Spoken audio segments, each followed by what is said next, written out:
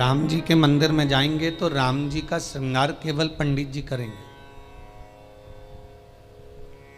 या राम मंदिर के जो पंडा होंगे वो करेंगे। देवी के मंदिर में जाओगे तो देवी जी का श्रृंगार पंडित जी करेंगे, या जो वहां पर मठाधीश पीठाधीश जो होंगे वो करेंगे। कृष्ण मंदिर में जाएंगे तो उनका श्रृंगार भी भगवान पंडित ही करेंगे, या वहां का जो पंडा होगा वो करेगा। पर पूरी दुनिया में केवल एक देव महादेव ही एक ऐसे हैं कि जिस मंदिर में जाओ लोटा भर के पानी चढ़ाओ और तुम्हारी मर्जी पड़े जैसा श्रृंगार करे। शंकर कहीं भेदित नहीं है, शिव कहीं भेद नहीं।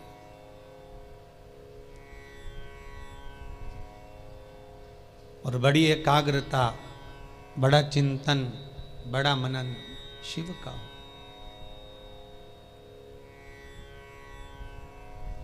सब दूर जाकर झोली फैलाकर कहना पड़ेगा कि हमको ये दे दीजिए।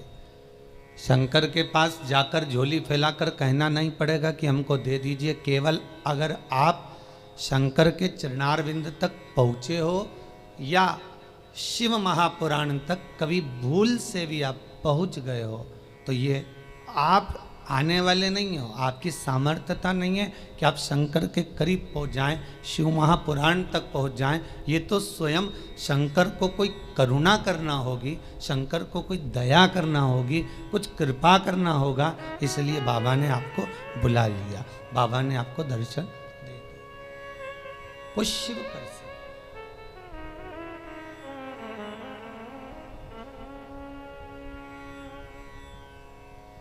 शंकर के दरवाजे पर जाकर अब कुछ मांगना भी मत, वो तो खुद दे देगा।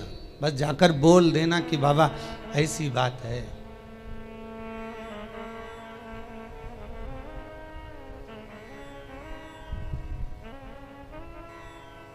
कल इंदौर से एक भैया आए थे, उन्होंने माइक लेकर बोला था, ध्यान होगा कि उन्होंने माइक लेकर उसको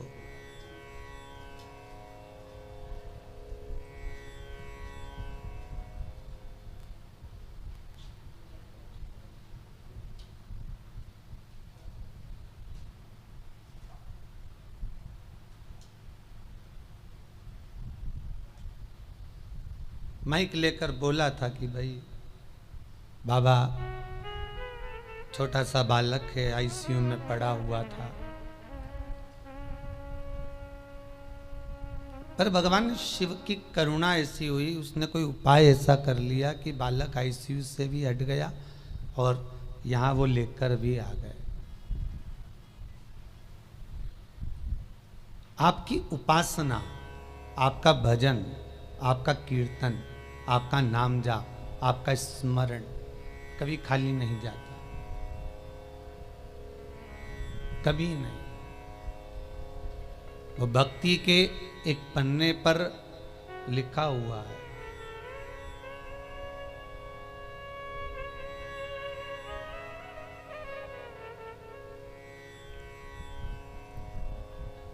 देवराज नामक का ब्राह्मण शिव महापुराण की कथा कहती है। 24,000 श्लोक इस शिव पुराण में है, 12 खंड हैं, 7 संहिता है। उसमें देवराज का जो चरित्र है, जो देवराज पहले तो सत्कर्मी था, भजनावली था, भगवान की भक्ति में डूबा हुआ था, भगवान का स्मरण में डूबा हुआ था, भगवत नाम में डूबा हुआ था। पर वही देवराज भगवत कर्म से वंचित हो गया केवल संगत के कारण। निवेदन है, ताली, थाली और प्याली, ये 3 मित्र मनुष्य को बर्बाद कर देते हैं।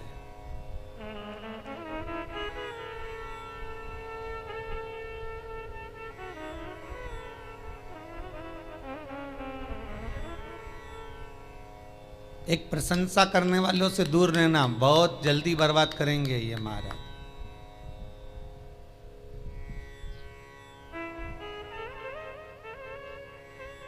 बहुत जल्दी हरा सकते हैं आपको।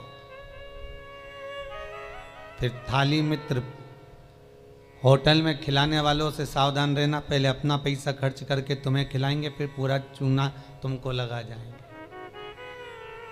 तीसरा है प्याली मित्र। मित्र को पीना याद नहीं, अपने पैसे से पीना सिखाएंगे, फिर उसके पैसे से पूरी जिंदगी पिएंगे। ताली, थाली, प्याली, ये तीन मित्र बर्बाद करने वाले हैं। इन मित्रों से बचना बहुत कठिन है महाराज, बहुत कठिन। और अभी जो समय चल रहा है, कलयुग का जो प्रथम चरण चल रहा है, इसमें अगर कोई अच्छा बताने वाला होगा ना, रोकने वाला होगा ना, सतमार्ग बताने वाला होगा, कोई आपको गलत मार्ग से हटाने वाला होगा, तो वो बुरा लगता है। और जो आपको खड्डे में ले जाकर पटक दे, चूना लगा दे, लाखों करोड़ों में नीचे उतार दे, व्यापार व्यवसाय में कहीं ना कहीं ले जाकर गलत काम में तुमको फंसा दे, वो तुम्हें बहुत अच्छा लगेगा। ये कलयुग का जो फेर है, कलयुग का जो क्रम है, वो ये निश्चित कर देता है कि आपको सतमार्गी ठीक नहीं लगेगा।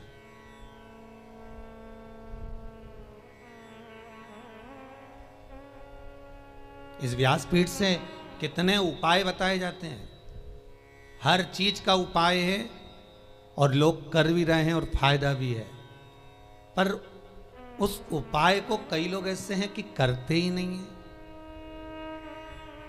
फिर किसी ज्योतिषाचार्य के पास पहुंचे, फिर किसी कहीं जाकर पूछ लिया, कहीं बाबा जोगी आ रहे होंगे उनके पास पहुंच गए, किसी का सिर घूम रहा होगा, माँ गेहूँ दाना लेके पहुंच गए, कहीं नारियल लेके पहुंच गए, फिर उनसे जाकर पूछेंगे, बताओ माताजी, बताओ पिताजी, हमको ये हो गया, हमको वो हो गया, और माताजी पिताजी बस तुमसे धन लूट सकते हैं। बताएं क्या? जो शिव है नजदीक में, जो शंकर है करीब में, जो शिव विराजमान है तुम्हारे भीतर, स्वयं जिसकी आराधना राम कर रहे हैं, जिसकी आराधना कृष्ण कर रहे हैं, जिसकी आराधना देवी कर रही है, दत्त कर रहे हैं, और सारे मंडल, नवग्रह, 16 मातृका, पंचलोकपाल, जितने भी देव हैं, 33 कोटि देवता जिसकी आराधना कर रहे हैं, वो शंकर की आराधना करने में अपना क्या जाता है?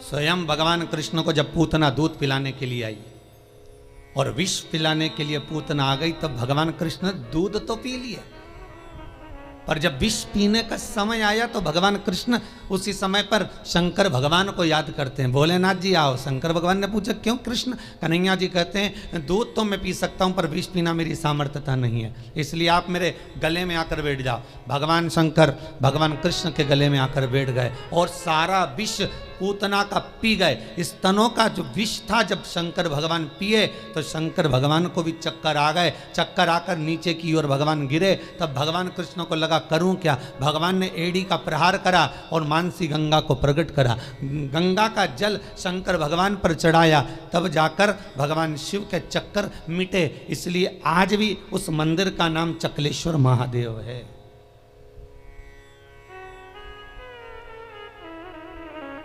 गोवर्धन नाथ जी की परिक्रमा में पड़ता है चकलेश्वर महादेव। भगवान को स्वयं चक्कर आ गए। इतना विषैला विष, इतना प्रबल विष शिव धारण करे तो क्या?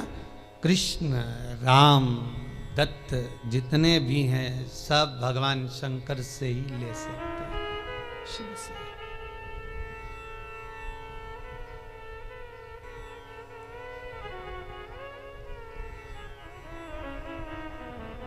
और कभी खजाना कम ना होता उसके दरवाजे का, वो लुटाता रहता है। अंबारियों में लुटाया उसने।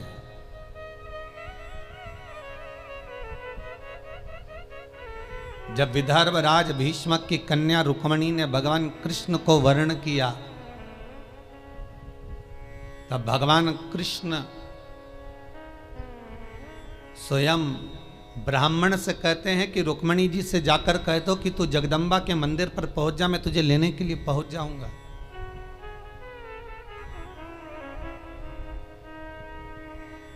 क्योंकि भगवान कृष्ण जानते हैं एक शंकर का मंदिर और एक देवी का मंदिर, ये दो मंदिर के दरवाजे कभी बंद नहीं होते, कभी बंद नहीं। देवी मां है, मां अगर रात को भी सो रही है और बच्चे की आहट सुनाई दे जाए तो मां जाग जाती है। माता का दरबार, माता का मंदिर कभी बंद नहीं होता। हाँ, माता जी का श्रृंगार वगैरह थोड़ा बहुत करना हो तो भले थोड़ी देर बंद कर दे, पर माता का मंदिर बंद नहीं होता। कभी जाना वैष्णो देवी, रात भर दर्शन चलते हैं। कभी जाना देवास की टेकरी, रात भर दर्शन चलते हैं। कभी जाना मैयर, कभी बिजासन। तुम जितने देवी के मंदिर में जाओगे, चाहे मनसा जाओ, कामाख्या जाओ, चाहे चिंतपूर्णी, नैना, ज्वाला, सारे मंदिरों में रात भर दर्शन होते हैं। क्यों? क्योंकि माँ अपने बच्चों को जागता हुआ देखती है तो माँ सो नहीं सकती। एक जगदम्बा और एक शंकर। शंकर का मंदिर भी कभी बंद, हाँ ये चोरों से बचाने के लिए भले मंदिर में ताला लगा दिया जाए, पर शिव का मंदिर भी बंद नहीं होता। तो शंकर का मंदिर क्यों नहीं बंद होता? तो शंकर भगवान की कथा कहती है क्योंकि शंकर शमशान में निवास करते हैं। शमशान का गेट काहे को बंद करेंगे? वहां कौन आ रहा है? वहां तो कभी भी आ सकते।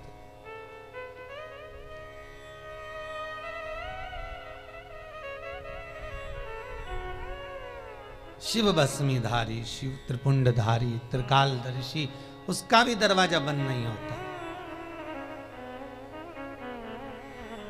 कोई शंकर से पूछे कि तुम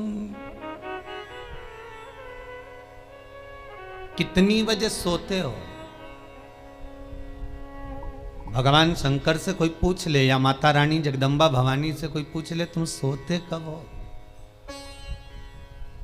चलो वो भी जाने दो, तुम घर की मां से पूछ लेना, मां तो कितनी बजे सोती है? जरा सी बच्चे की आहट आई जग जाएगी। भले बच्चा छोटा है तब की भी बात जान दो।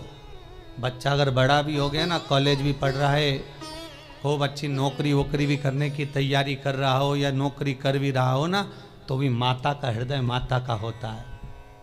अगर बच्चे की जरा सी रात्रि को पढ़ने बैठा हुआ है, बैठा भले बड़ा बच्चा है और रात को अगर पढ़ाई कर रहा है, कितनी बजे बेटा पढ़ने बैठा और कितनी बजे तक पढ़ा, माता को बेटे को बताने की जरूरत नहीं होती। बेटा बताए ना माँ को तो भी माँ जान जाती है कि रात को तू 4 बजे तक पढ़ रहा था, ले मैं चाय बना कर ला देती। ये माता की आहट है, ये माता की वात्सल्यता है, ये माता की करुणा है।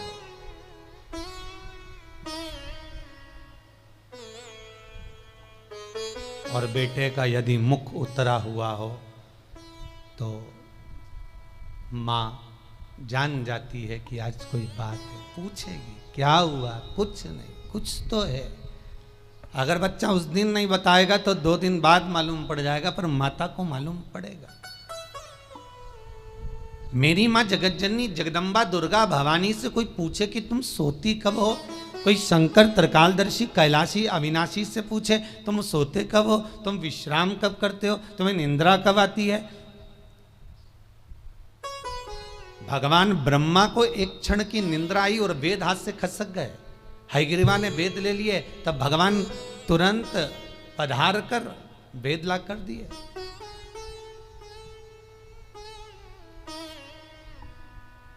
भगवान विष्णु 4 महीने के लिए सोते हैं।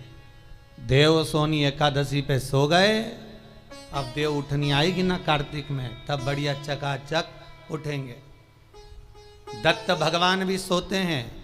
सारे 33 कोटि देवताओं के सोने का श्रृंखला लिखी हुई है कि कौन देवता कहाँ कितने समय के लिए विश्राम करता है, कितने समय के लिए आराम करता है, कितने समय के लिए कौन सा देवता कब निंद्रा ग्रहण करते हैं, ये सब कुछ शास्त्रों में लिखा हुआ है। पर एक देव अधिदेव महादेव के लिए कहीं नहीं लिखा कि शंकर भगवान कितनी घड़ी, कितने पल, कितने क्षण सोते हों। एक शिव के लिए और एक जगत जननी जगदम्बा अम्बा माता पार्वती के लिए कहीं नहीं लिखा कि ये सोते हो। गणेश जी का भी विश्राम लिखा है कि गणेश जी भी विश्राम करते हैं। कार्तिकेय का विश्राम लिखा है, कार्तिकेय विश्राम करते हैं। शंकर भगवान की कन्याएं जया, विषहरा, शामरीवारी, दोतली, देव, इनका भी लिखा है, इनका भी वर्णन लिखा है। जया, विषहरा, शामरीवारी, दोतली और देव, ये पांचों कन्या शाम को ठीक प्रदोष काल के समय पर विश्राम ले लेती है। इसलिए प्रदोष काल के समय, जैसे सूर्य अस्त होने का जब समय आने लगता है, प्रदोष काल जब आने लगता है, तब शंकर जी के ऊपर जो जलाधारी लगी रहती है, जिसमें से बूंद बूंद पानी गिरता है, वो जलाधारी को हटा दिया जाता है।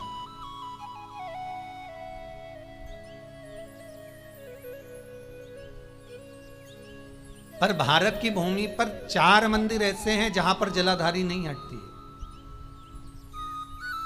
जहां पर निरंतर जलाधारी में से जल गिरता है, निरंतर।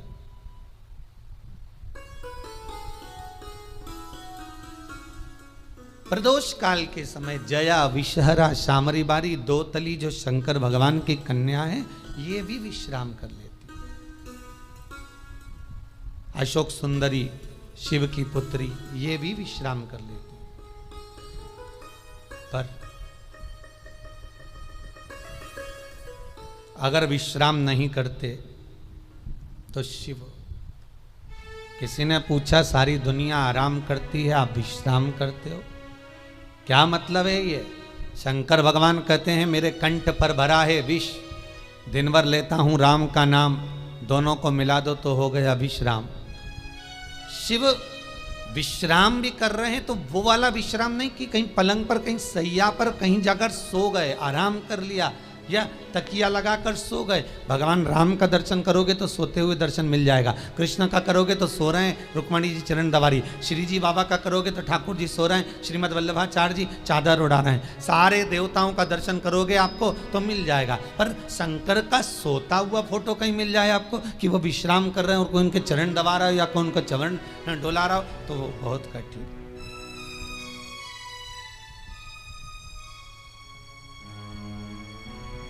बेटा यदि पुकारे,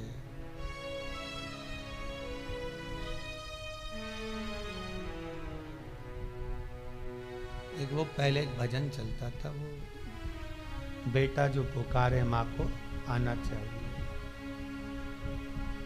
ऐसा कुछ था उसमें। बेटा जो बुलाए माँ को आना चाहिए,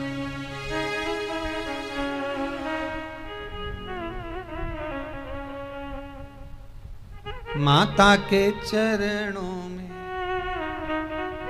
शीश नवाना चाहिए, बेटा जो बुलाए माँ को आना चाहिए। वो बुलाए,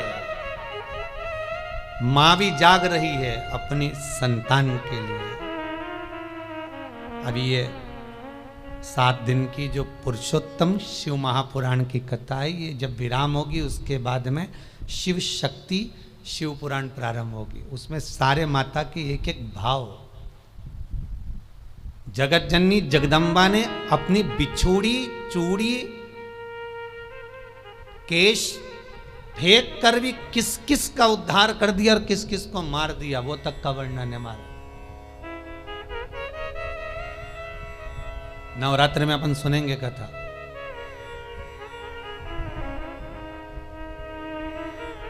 विश्रामता नहीं है भगवान। एक बार शंकर भगवान माता पार्वती को लेकर पहुंच गए सुंदर आनंद में, अमर गुफा में।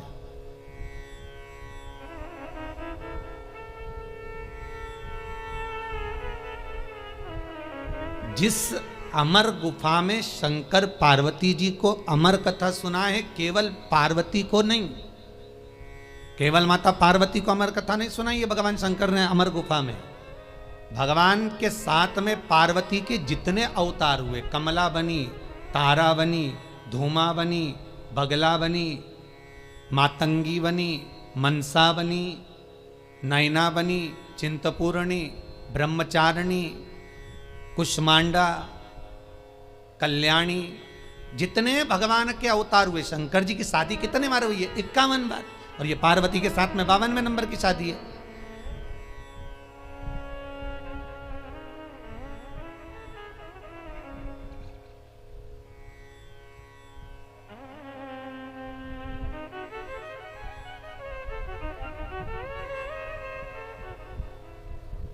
कई बार ये भगवान की शादियों के पीछे भी झगड़ा होने लगता है, भाई लोग उसमें भी झगड़ लेते। एक गांव में एक पंडित जी कथा करने आए, उन्होंने सुंदर महाभारत सुना दी, सुनाई तो उसमें सब अच्छा अच्छा सुना दिया, द्रौपदी का चरित्र भी कह दिया, 5 पति थे, ऐसा था वैसा था। इतने में पंडित जी जाने लगे कि आज महाभारत समापन हो गई, चलो सब दूर से दक्षिणा इकट्ठी कर लाऊं, जजमान के घर जाऊं। पटेल साहब क्या गए, पटेल साहब राम राम। पटेल साहब बोले सीताराम जी। आओ पंडित जी बैठो। अब पंडित जी तो बैठ गए, खटिया लगा दी, पटलन गोबर से लीप रही थी, पटेल साहब बैठे थे, हुक्का धुन रहे थे। हुक्का धुनते धुनते बोले, पंडित जी तुमने कई कथा सुनाई महाराज, हमारा मन चोखा कर दिया,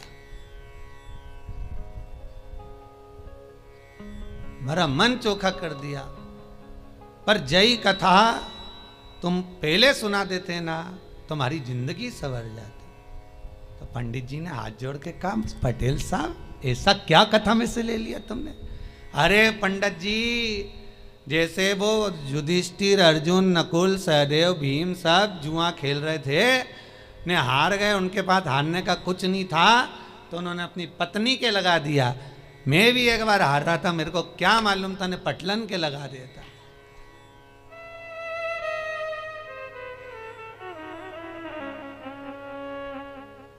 अब तो पटलन गोबर लीपती लीपती उठ के खड़ी हुई, इतना सारा घूंघट करके बोली, पंडित जी सही में इतनी चोखी कथा सुनाई तुमने पंडित जी, जिसका वर्णन नहीं है, पर जय कथा तुम पहले कह देते नहीं, तुम्हारी जिंदगी संवर जाती। द्रौपदी के 5 पति जैसी मैं भी करके लिया थी। अब तो पंडित जी ने तो झोला बिस्तर सब बंद करके जाने लगे, दक्षिणा जाए चूल्हा में, अपन तो चलो, यह तो दंगा महाभारत चालू हो गया। तो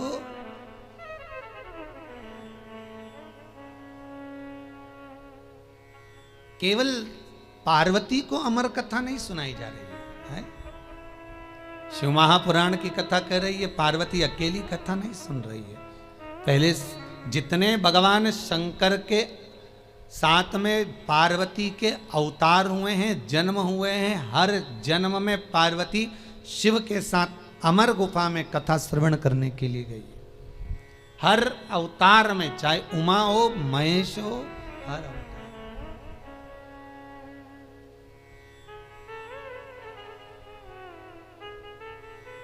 और निवेदन करूं आपसे, जितने लोग ऑनलाइन कथा को श्रवण कर रहे हैं, यूट्यूब फेसबुक पर सुन रहे हैं, उन सभी को निवेदन करूंगा, आप पुरुषोत्तम शिव महापुराण का 4th भाग श्रवण कर रहे हो। ये 4th भाग का पहला दिन है। आप अगर पूरी कथा को श्रवण कर रहे हैं, सावन से सुन रहे हैं, भादो से सुन रहे हैं, जितने भी समय से आप कथा सुन रहे हो, वो आपकी मर्जी है। पर शिव महापुराण की कथा कहती है कि जैसे पार्वती बार बार जन्म ली है और जन्म लेकर अमर गुफा में कथा श्रवण करने के लिए गई है, शिव महापुराण की कथा कहती है जो एक बार एकाग्र चित्त मन से शंकर की कथा को सुनता है, ये इसका एक जन्म नहीं, ना जाने कितने जन्म का पुण्य इसका प्रबल होता है, तब जाकर ये शंकर की कथा को श्रवण कर पाता, तब ये शिव का अनुमोदन कर पाता। कितने जन्म, 84 लाख योनियों में 20 लाख योनि तो ये पेड़ पौधे की है। कभी गुलाब का पौधा, कभी गेंदा का फूल, कभी गोभी का पौधा, कभी कद्दू का, कभी लौकी का, कभी भिंडी का, कभी दूबा, कभी घास, कभी खाकरा, कभी आम, कभी आंवला। इसका भी क्रम समझ लेना। छोटे से छोटे नल्ली के पास में बने हुए कीट से लेकर आंवले का वृक्ष, बड़ का वृक्ष, पीपल का वृक्ष जब तक पहुंचते हैं, समझ लो कई योनियां तो हमने काट चुके हैं। ये आंवले का पौधा देखो, कहीं तुलसी का पौधा देखो, कहीं बड़ का पौधा देखो, तो समझ लेना इनकी 20 लाख योनियों में से कम 18 लाख योनि ये काट लिए, तब जाकर ये पीपल और बड़ और आंवला बने।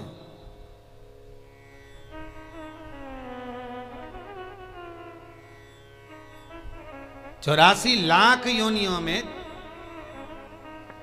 40 लाख योनियां तो यही निकल गई पेड़ पौधा में बची हैं। तो ये सब कीट पतंगा मच्छर कीट ये सब।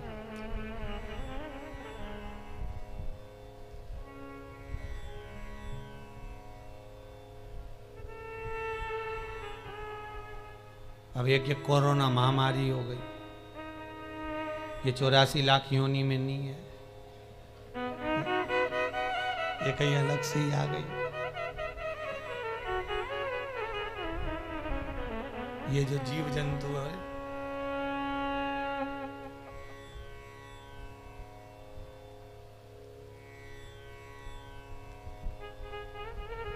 आज एक माता जी आई थी चौरसिया परिवार की, वो कह रही थी गुरुजी हमारी बहन मर गई पर हम जा ही नहीं सके। मैंने कहा अच्छा हुआ नहीं गई, नहीं तो तू भी चली जाती।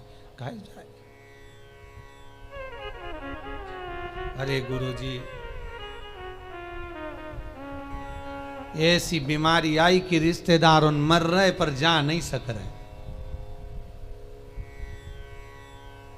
हमने कहा बिल्कुल मत जाना, नहीं तो ऊपर मीटिंग करते हुए मिलोगे, बिल्कुल ना जाइए। इतनी बुरी बीमारी, बेटा बाप को ना देख पा रहा है, बाप बेटे को ना देख पा रहा है, भाई बंधु को ना देख पा रहा, कुटुंब कबीले को ना देख पा रहा। और तो और जब मर गया तो 13वें का भोजन खाने बामन भी नहीं आ रहा है। कितना विचित्र है।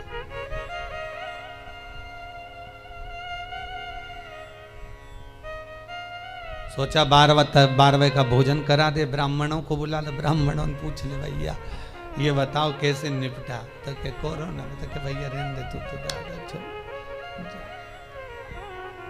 बड़ी विचित्र बीमारी।